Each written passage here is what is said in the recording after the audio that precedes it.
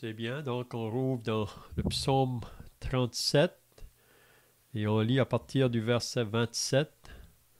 Donc je commence la lecture, puis si quelqu'un veut suivre dans la lecture, vous pouvez le faire. Détourne-toi du mal, fais le bien, et possède à jamais ta demeure. Car l'Éternel aime la justice, et il n'abandonne pas ses fidèles. Ils sont toujours sous sa garde, mais la postérité des méchants est retranchée. Les justes posséderont le pays, et ils y demeureront à jamais. La bouche du juste annonce la sagesse, et sa langue proclame la justice. Donc pour ceux qui viennent d'être ajoutés, là on est dans Psaume 37 et le verset 29, ou le verset 30. La bouche du juste annonce la sagesse, et sa langue proclame la justice. La loi de son Dieu est dans son cœur, ses pas ne chancellent point. Le méchant épie le juste et il cherche à le faire mourir. L'Éternel ne le laisse pas entre ses mains et il ne le condamne pas quand il est en jugement. Espère en l'Éternel, garde sa voie et il t'élèvera pour que tu possèdes le pays. Tu verras les méchants retranchés. J'ai vu le méchant dans toute sa puissance. Il s'étendait comme un arbre verdoyant. Il a passé, et voici, il n'est plus. Je le cherche, et il ne se trouve plus. Observe celui qui est intègre, et regarde celui qui est droit, car il y a une postérité pour l'homme de paix. Mais les rebelles sont tous anéantis. La postérité des méchants est retranchée. Le salut des justes vient de l'Éternel. Il est leur protecteur au temps de la détresse. L'Éternel les secourt et les délivre. Il les délivre des méchants et les sauve parce qu'ils cherchent en lui leur refuge. Amen. Donc, si vous étiez là dans les semaines passées, on a regardé ce psaume 37, puis probablement vous avez remarqué que dans le psaume 37, David nous parle du juste et du méchant. Donc, on avait dit que ceux qui sont appelés les justes, ce sont ceux qui se sont repentis devant Dieu. Ce sont ceux qui ont cru au Seigneur Jésus comme celui qui est le seul moyen de salut pour aller dans la présence de Dieu. La parole nous enseigne très clairement que tous ont péché et sont privés de la gloire de Dieu. Mais comment le pécheur peut être justifié? C'est simplement en mettant sa confiance en Jésus. Sur la croix, Jésus a dit dans la 6e parole, Bonjour. Jésus a dit dans sa 6e parole sur la croix que tout est accompli. Ça veut dire que l'œuvre que Dieu lui avait demandé de faire pour satisfaire sa justice, Jésus l'a accompli. Donc, tous ceux aujourd'hui qui mettent sa confiance en Jésus, il leur promet la vie éternelle. Vous vous rappelez que Jésus a dit, en vérité, je te le dis, si un homme ne naît de nouveau, il ne peut pas entrer dans le royaume de Dieu.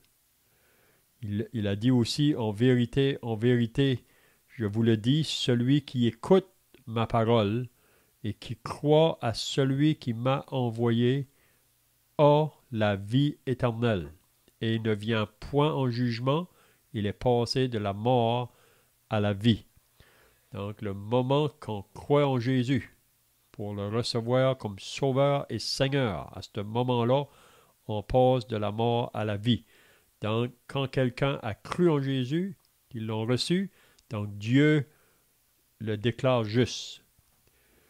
Même Paul nous dit dans l'Épître aux Romains, au chapitre 5, « Étant donc justifiés par la foi, nous avons la paix avec Dieu par notre Seigneur Jésus-Christ. » Donc, tous ceux qui sont nés de nouveau, ou ceux qui sont sauvés ou qui sont des enfants de Dieu, maintenant, ils sont en paix avec Dieu. Ils ne sont plus ennemis de Dieu. Parce qu'avant qu'on est sauvé, on est des ennemis de Dieu. Donc, dans le psaume 37, on voit donc ceux qui ont été justifiés, ceux qui sont justes, mais il nous parle aussi du méchant. Donc, le méchant, on avait vu dans les semaines passées, est associé à tous ceux qui n'ont pas encore répondu à l'appel de l'Évangile. Vous savez, la parole est très claire, que aussi longtemps qu'on n'a pas répondu au message de l'Évangile, pour croire à ce message, nous sommes associés aux méchants, où on est toujours sur le chemin large qui mène à la perdition. Vous vous rappelez que Jésus a dit qu'il y a deux chemins. Il y a un chemin large, il y a un chemin qui est étroit.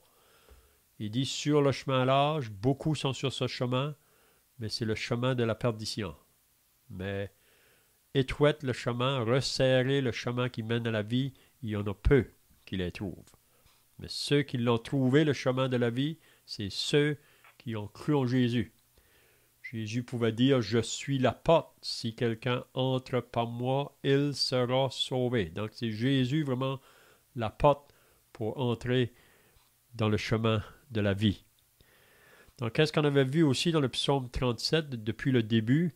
C'est que David nous fait comprendre que ceux qui sont justifiés, ceux qui ont cru en Jésus, qu'est-ce que cela apporte? Souvent, ça apporte de la persécution de la part des méchants. Et Jésus a enseigné ça à ses disciples. Il dit que le monde va vous haïr. Pourquoi que le monde devrait haïr les disciples? Parce qu'ils ont haï Jésus. Et ils haïssent Jésus.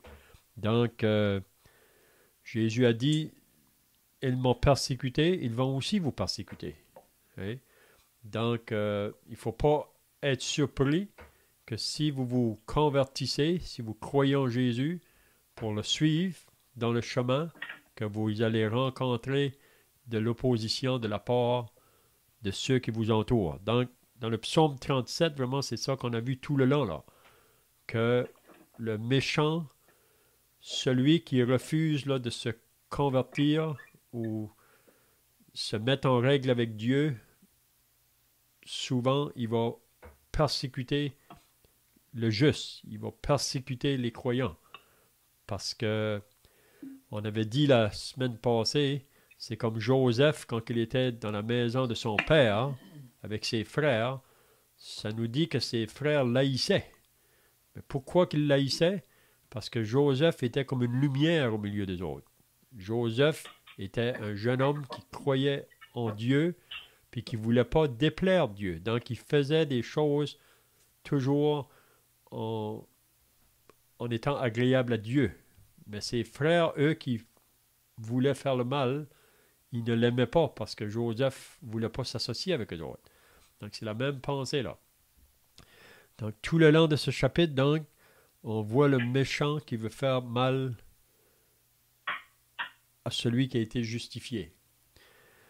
Donc, on va aller au verset 27 maintenant du chapitre 37. Ça dit, « Détourne-toi du mal, fais le bien. » Donc, ça, c'est vraiment une parole adressée au juste. Okay? Donc, le juste, son désir, lui, maintenant, c'est de faire le bien. Okay? Même on lit ça dans l'Épître de Paul aux Romains, quand Paul exhortait les chrétiens à Rome, là, il leur disait la même chose, de s'attacher au bien, puis de s'éloigner du mal. C'est pas toujours facile, ça, dans le monde où nous vivons aujourd'hui, de dire ou de désirer de faire le bien dans un monde qui est tout au contraire. Même si on fait le bien, comme je viens de dire, c'est possible qu'on va être rejeté ou moqué. Mais il y a toujours une bénédiction. On va le voir ici, là, dans les versets qu'on va voir ce soir. Il y a toujours une bénédiction pour celui qui va faire le bien. Même si à la première vue, parfois, il peut perdre des choses, peut-être perdre des amis, parce que les autres veulent continuer à vivre dans leur propre voie ou la voie du péché. Mais celui qui veut faire le bien, il peut, à la première vue, on pense peut-être qu'il perd, mais il ne va jamais perdre. Il va toujours gagner. Et comme Joseph. Joseph, on l'a vendu, et ses frères l'ont vendu en pensant de se débarrasser de lui. Mais Joseph, vous savez que partout où il a été, le Seigneur était avec lui. Puis le Seigneur le bénissait. Donc tout ce qu'il faisait, tout lui réussissait vraiment. Donc détourne-toi du mal, fais le bien et possède à jamais ta demeure. Donc on pourrait dire, c'est de persévérer à vouloir faire le bien. Si vous voulez, on va lire un passage dans le psaume 101. On va lire à propos de David. David vraiment a décidé dans sa vie là à vouloir faire toujours le bien. Donc on va lire le psaume 101. Qu'est-ce que c'était la décision de David? Donc on lit au verset 1. Je commence la lecture puis vous allez suivre. Psaume 101 de David. Psaume. Je chanterai la bonté et la justice. C'est à toi, Éternel, que je chanterai. Je prendrai garde à la voix douette. Quand viendras-tu à moi? Je marcherai dans l'intégrité de mon cœur, au milieu de ma maison. Je ne mettrai rien de mauvais devant mes yeux. Je hais la conduite des pécheurs. Elle ne s'attachera point à moi. Le cœur pervers s'éloignera de moi. Je ne veux pas connaître le méchant. Celui qui calomnie en secret son prochain, je le réduirai au silence. Celui qui a des regards hautains et un cœur enflé, je ne le supporterai pas. J'aurai les yeux sur les fidèles du pays, pour qu'ils demeurent auprès de moi. Celui qui marche dans une voie intègre sera mon serviteur. Celui qui se livre à la fraude n'habitera pas dans ma maison. Celui qui dit des mensonges ne subsistera pas en ma présence. Chaque matin, j'anéantirai tous les méchants du pays, afin d'exterminer de la ville de l'Éternel tous ceux qui commettent l'iniquité. Amen. Donc ici, on voit la décision que David a prise dans sa vie de toujours faire ce qui est bien. Vous savez que David, comme vous et moi, avait la nature charnelle en lui qui s'oppose quand on veut faire le bien. Vous savez, on a une nature en nous qui veut s'opposer à ça. Mais c'est pour ça qu'il faut vraiment avoir une détermination, là. Puis on sait qu'on ne peut pas le faire sans l'aide du Saint-Esprit. On a besoin de la puissance de l'Esprit en nous pour pouvoir prendre cette décision-là, là, fermement. Puis la vie chrétienne, vraiment, on ne sera jamais plus que ce qu'on est chez nous. Donc, David, il a décidé dans sa maison à faire la volonté de Dieu. Je ne sais pas si vous avez remarqué, là, il dit « Je marcherai dans l'intégrité de mon cœur au milieu de ma maison. Et je ne mettrai rien de mauvais devant mes yeux. » Donc, il était vraiment déterminé de faire ce qui est bien. Même au verset 5, « Celui qui calomnie en secret son prochain, je l'anéantirai. » Donc, David ne va jamais se joindre à quelqu'un qui calomnie son prochain. Il va l'arrêter. Et donc, on voit que David était vraiment déterminé. Puis à moins d'être déterminé comme ça, là, on aura de la difficulté parce que on vit dans un monde contraire. Puis comme j'ai dit, il y a en nous une nature aussi qui est contraire. Donc détourne-toi du mal, fais le bien et possède à jamais ta demeure. Donc je ne sais pas si quelqu'un a d'autres choses à ajouter ici, là. Peut-être qu'on peut demander ce que veut dire possède ta demeure. Ouais, moi, la pensée que j'ai là, c'est que si tu te détournes du mal et tu veux faire le bien, c'est comme si c'est toi qui gardes ta maison, si on peut dire là. Comme David un peu, afin qu'il n'y ait pas rien de mal qui vienne chez moi. Donc on peut l'appliquer dans notre maison directement. Même Josué avait la même pensée là, quand il disait « Choisissez aujourd'hui qui vous voulez servir. Moi et ma maison, nous servirons l'Éternel. » Donc je pense que c'est de vouloir garder là notre demeure.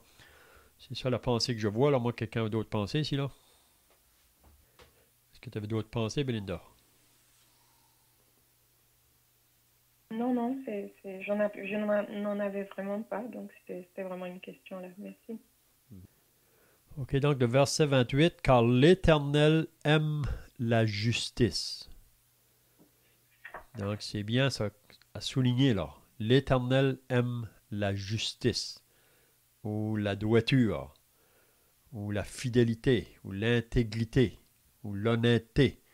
Et l'Éternel aime la justice. Donc c'est ça que l'Éternel attend de ses enfants. Okay? Et il n'abandonne pas ses fidèles. Donc l'Éternel ne va jamais abandonner ses fidèles.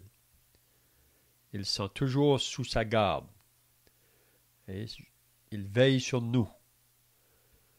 Peut-être quelqu'un veut nous faire du mal parce qu'on est croyant ou qu'on veut vivre une vie de bien, mais l'Éternel nous protège.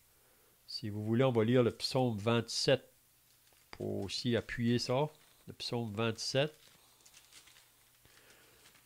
Juste au début, là, on peut lire. Si quelqu'un veut lire, à partir du verset 1, on peut lire jusqu'au verset 5, peut-être.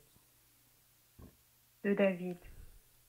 L'Éternel est ma lumière et mon salut. De qui aurais-je crainte? L'Éternel est le soutien de ma vie. De qui aurais-je peur?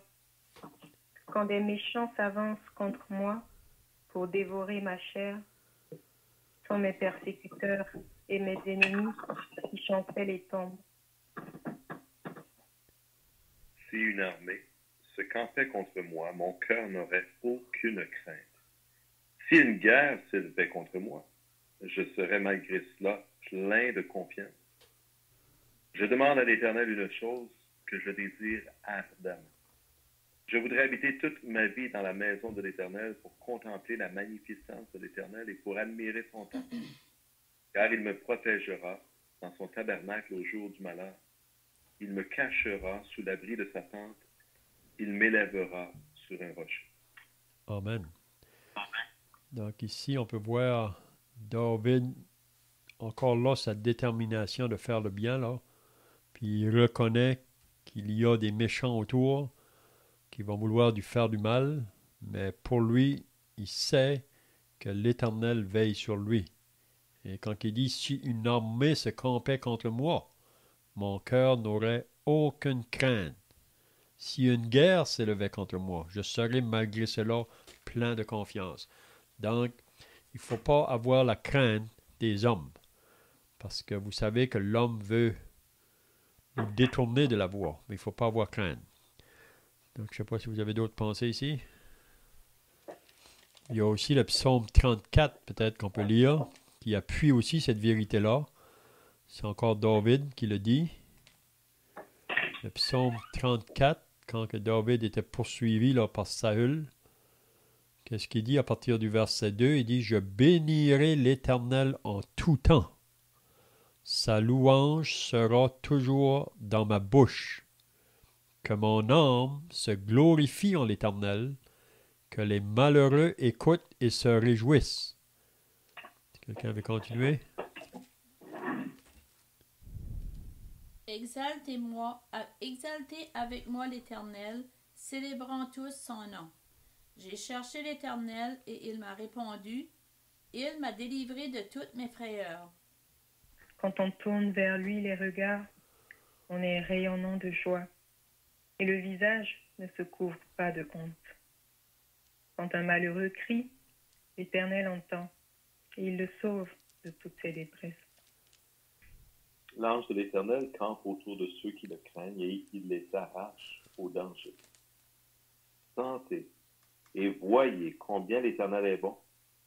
Heureux l'homme qui cherche en lui son refuge. Amen.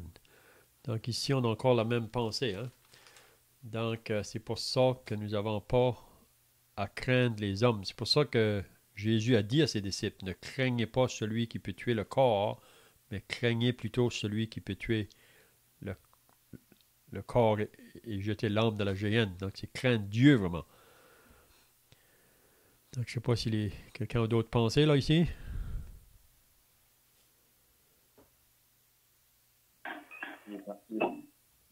Dans ce dernier psaume qu'on a lu, il est quand même intéressant de voir que David loue l'Éternel, sa louange est toujours dans sa bouche et qu'il glorifie l'Éternel. Et de ce qu'on peut se confier en l'Éternel, finalement, c'est la pensée. Mais dans le contexte, c'est un psaume qui a été écrit alors que David, qui craignait Saül, qui cherchait sans cesse à le tuer, a cherché à se réfugier chez le roi des Philistins, je pense, à Lachish, le roi Achish, et que là, il a été obligé de faire l'insensé pour être rejeté loin de lui. Donc, d'une certaine façon, David avait échoué, si on peut dire, parce qu'au lieu de se confier en l'Éternel, il s'était confié dans le roi des Philistins pour le protéger du roi Saül. Mais David revient, ce qui est intéressant, dans sa louange, et il reconnaît que même dans son égarement, si on peut le dire ainsi, alors qu'il s'est confié dans un roi humain, il reconnaît que même dans cette condition-là, l'Éternel est intervenu pour le protéger, pour le garder du mal. Donc, on a beaucoup d'exemples dans la parole comme cela. Là. On prend l'exemple d'Abel. Hein? Pourquoi que Caïn a tué son frère Abel? Hein? Mais Caïn est associé au méchant. C'est pas que Caïn n'aurait pas pu se convertir, que Caïn n'aurait pas pu être sauvé. Mais Caïn a refusé d'écouter Dieu. Il a refusé vraiment de se repentir. Donc, il a pris son propre chemin. Donc, on peut dire aujourd'hui que tous ceux qui continuent dans la voie du méchant, ils prennent leur propre chemin. Mais Dieu ne veut pas qu'ils continuent dans ce chemin-là. Dieu veut que le méchant se repente. Mais s'il refuse, Dieu ne va pas le forcer. Hein? C'est chacun pour soi. Donc, le verset 29 maintenant. Les justes posséderont le pays, ils y demeureront à jamais. La bouche du juste annonce la sagesse et sa langue proclame la justice. Donc, on voit toujours le juste, même quand il parle avec sagesse. Puis on sait que le commencement de la sagesse, c'est la crainte de Dieu. Donc, c'est toujours bien, avant de parler de, comment je dirais, de penser ou pour pouvoir être certain là, qu'on parle selon Dieu. Même on lit ça dans l'Épître aux Colossiens, là, que votre parole soit accompagnée de sel et même accompagnée de sagesse quand on doit parler. Et sa langue proclame la justice. Donc le juste, vraiment, il aime les choses qui sont droites, les choses qui sont en accord avec Dieu. Hein? Qu'est-ce qu'il veut dire au verset 31 quand il dit « La loi de son Dieu est dans son cœur ». C'est pas « ne chancelle point ». Qu'est-ce qu'il veut dire « La loi de son Dieu est dans son cœur ». Est-ce que c'est comme quand on lit ailleurs qu'il médite la parole jour et nuit. Mhm. Oui, on a ça dans le psaume 1er, hein? Heureux l'homme. Donc l'homme heureux, c'est celui qui met son plaisir dans la loi de l'Éternel et qui la médite jour et nuit. Il dit qu'il est comme un arbre planté près d'un courant d'eau et dont le feuillage ne se flétrit point. Tout ce qu'il fait lui réussit. Même si vous lisez le psaume 119, tout au long, là, vous savez que le psaume 119 se divise en 22 parties de 8 versets. Donc il y a 22 blocs, si on peut dire. Puis si vous lisez dans chacune de ces parties-là, c'est l'importance d'obéir la loi de Dieu ou vouloir obéir ses préceptes, ses commandements. Puis si vous lisez le psaume 119, si on veut faire ça, on rencontre toujours ceux qui veulent nous opposer ou le méchant qui veut nous opposer. On voit ça tout le long du psaume 119, vraiment. Même, il dit, comment le jeune homme rendra-t-il pur son sentier? C'est en se dirigeant d'après ta parole. Je serre ta parole dans mon cœur afin de ne point pécher contre toi. Donc la loi de son Dieu est dans son cœur. Donc pour avoir la loi de Dieu dans notre cœur, qu'est-ce qu'il faut faire? Il faut déjà d'abord commencer par la lire.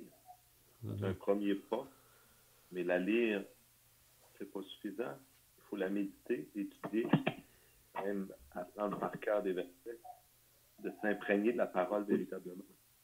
D'ailleurs, si on pense au Seigneur Jésus, quand il répondait à ses adversaires, que faisait-il? Déjà à Satan, dans Matthieu 4, on voit comment il a constamment répondu, il est écrit. Quand les docteurs de la loi venaient le voir, il leur disait, que lisez-vous, que dit Moïse ou qu'est-il écrit? Et il référait toujours aux Saintes Écritures. Donc le Seigneur Jésus utilisait la parole et était imprégné, si on veut, en lui. C'est vraiment, à mon sens, la pensée qui est derrière ces paroles, où il est dit la loi de son Dieu est dans son cœur. Donc, sa langue proclame ce qu'il a entendu, ce qu'il connaît et ce qui vient de Dieu véritablement. Si vous voulez, on va lire dans Jérémie au chapitre 15. Jérémie au chapitre 15. Qu'est-ce que Jérémie dit au chapitre 15 et le verset 15? Il dit, « Tu sais tout, ô Éternel, souviens-toi de moi, ne m'oublie pas. Venge-moi de mes persécuteurs, ne m'enlève pas tandis que tu te montres lent à la colère. Sache que je supporte l'opprobre à cause de toi. J'ai recueilli tes paroles et je les ai dévorées. Tes paroles ont fait la joie et l'allégresse de mon cœur, car ton nom est invoqué sur moi, Éternel Dieu des armées. Tes paroles ont fait la joie et l'allégresse de mon cœur. » Donc ça, c'est beau, ça. Vraiment, Jérémie prenait son plaisir dans la parole, parce que la parole, vraiment, elle a une réponse pour tous nos besoins. Il n'y a pas une circonstance dans laquelle on peut être dedans que la parole n'a pas une réponse pour nous. Donc, le verset 32. Donc, qu'est-ce que le méchant fait, lui? Le méchant épie le juste et cherche à le faire mourir. Donc, on voit ça même dans l'épître de Pierre. Pierre nous dit la raison que le monde autour, inconverti, là,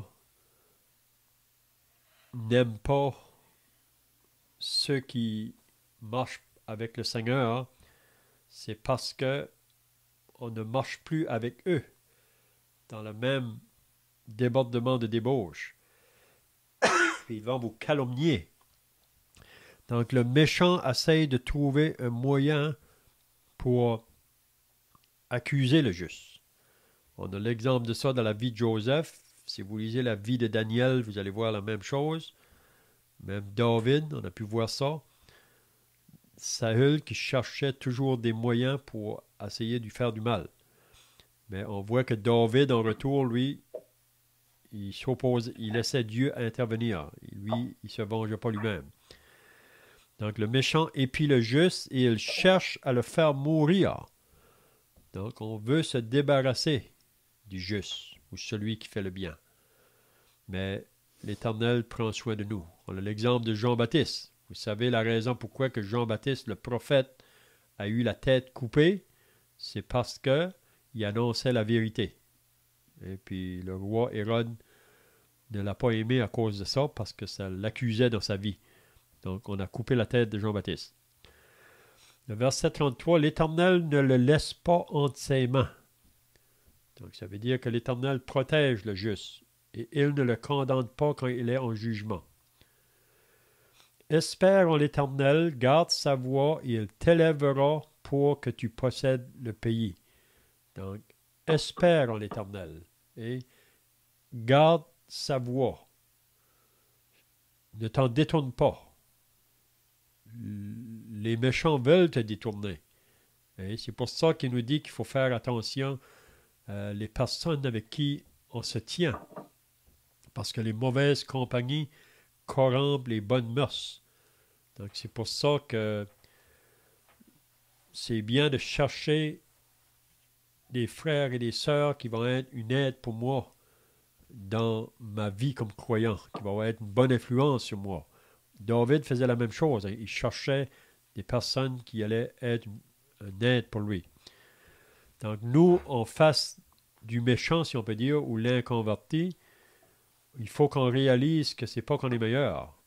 Il faut qu'on réalise que nous étions aussi dans ce même chemin-là autrefois. Mais maintenant qu'on a cru en Jésus, on est passé des ténèbres à la lumière.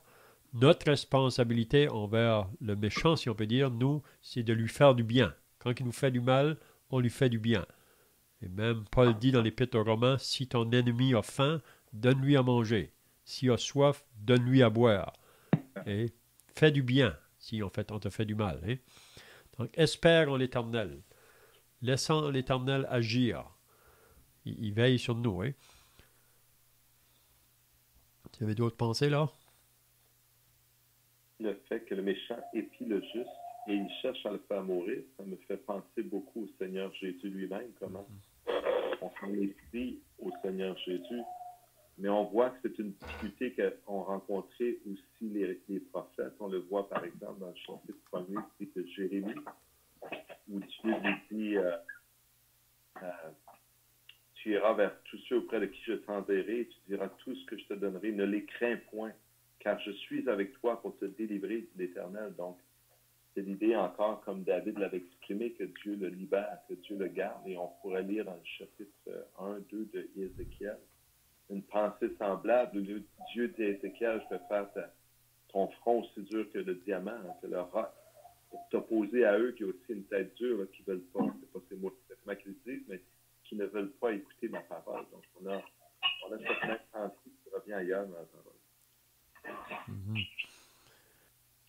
Donc, le verset 35, j'ai vu le méchant dans toute sa puissance, il s'étendait comme un arbre verdoyant.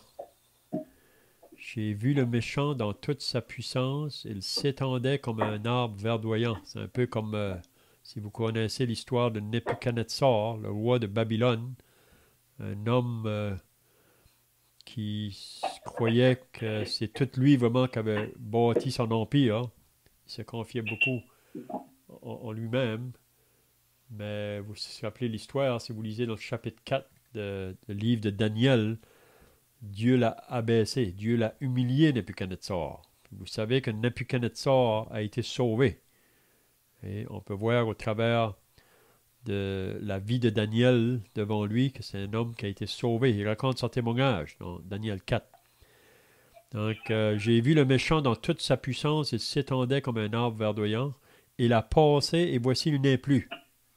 Et peut-être que le méchant, on dirait à la première vue, c'est lui qui est en avant, c'est lui qui paraît, c'est lui qui a le succès, mais c'est juste un passage. Je le cherche et il ne se trouve plus. Mais le verset 37, observe celui qui est intègre. Donc regarde celui qui marche dans l'intégrité, ou regarde le juste, et regarde celui qui est droit. Car il y a une postérité pour l'homme de paix. Il y a une postérité pour l'homme de paix, il y a une bénédiction, une richesse pour l'homme de paix. On va terminer. Il dit, mais les rebelles sont tous anéantis. Donc, tous ceux qui refusent de se tourner vers Dieu, un jour ou l'autre, ils vont être anéantis. Hein? Ils vont être mis à côté, si on peut dire. La postérité des méchants est retranchée. Donc, le méchant, à un moment donné, il est retranché. Le salut des justes vient de l'Éternel. Il est leur protecteur au temps de la détresse. Donc, le salut des justes vient de l'Éternel. Il est leur protecteur. Donc, il veille sur nous. Il nous garde. On n'a pas à avoir crainte. Un peu comme le psaume 27 qu'on a lu tout à l'heure. Si quelqu'un va me frapper, c'est Dieu va le permettre qu'il me frappe. Oui? Mais il n'y a personne qui peut me frapper si Dieu ne le permet pas. Donc, si on doit être frappé pour la cause de Christ, comme les apôtres dans les Actes, au chapitre 5, là, ça nous dit qu'après qu'ils avaient été battus de verge, ils étaient réjouis dans leur cœur qu'ils avaient porté ça pour le nom de Christ. Donc, souffrir pour le nom de Christ, ça nous amène toujours la joie ou la bénédiction. Donc, l'Éternel les secourt et les délivre. Il les délivre des méchants et les sauve, parce qu'ils cherchent en lui leur refuge. Donc, c'est vraiment un psaume pour moi très riche pour encourager là, les chrétiens. Vous savez qu'il y a des chrétiens présentement qui sont beaucoup persécutés pour le nom de Christ. On connaît toute la persécution d'une manière ou d'une autre. Mais il faut simplement nous remettre au Seigneur puis être prêt à souffrir pour son nom, même qu'il nous promet une récompense pour ceux qui vont souffrir pour son nom. Donc ça me fait notre chapitre. Je ne sais pas si vous avez d'autres pensées pour terminer, là. Sinon, on va terminer par la prière. Si vous avez des questions. On peut donner plusieurs exemples d'hommes de Dieu qui ont été libérés. On pense à Joseph, justement, que tu mentionnais, Léon, plus tôt, quand il a été livré comme vendu comme esclave à Potiphar. Et ensuite, sa femme de Potiphar ayant menti, il s'est retrouvé en prison et Dieu l'a tiré du fond du cachot pour l'amener et en faire le premier après Pharaon dans tout le pays d'Égypte. Et on peut penser à Job aussi qui a perdu ses enfants et qui était malade et que Dieu l'a délivré. Donc on a dans la parole plusieurs exemples. Mais on a l'exemple aussi du Seigneur Jésus qui, s'il en est un qui s'est confié en l'Éternel, c'est le Seigneur Jésus. Et sur la croix, il n'a pas été délivré. Le Seigneur Dieu a détourné son visage de Jésus parce que nos péchés, il les a acceptés, il les a pris sur lui-même. Donc c'est un peu comme l'exception à la règle, quoique ce n'est pas une exception, c'est la réalité. Dans le sens que tous ceux qui ont le péché sur eux, leur propre péché, Dieu devra les rejeter. Dieu les aime, Dieu voudrait les avoir avec lui, mais ils sont rejetés à cause de leur péché parce qu'ils ont refusé le salut par la grâce en Jésus-Christ. Mm-hmm. C'est bien, donc on va terminer par la prière. Ensuite, on peut chanter un cantique pour finir.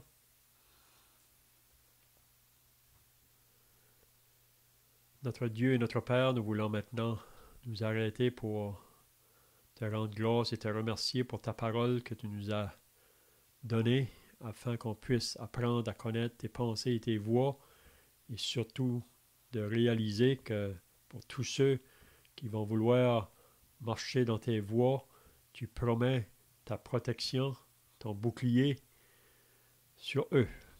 Donc, ô Dieu, nous voulons remettre à toi encore ce soir ce monde dans lequel nous vivons. On sait que le monde est bouleversé présentement, agité, mais nous croyons que la raison que tu permets ces choses, c'est parce que tu aimes les hommes et tu veux les attirer à toi dans la repentance et à la foi en ton Fils. Et aussi, on croit que tu parles à ton peuple au travers de cela, pour qu'on puisse continuer à témoigner de celui qui revient bientôt pour nous prendre auprès de lui, en son nom et pour sa gloire.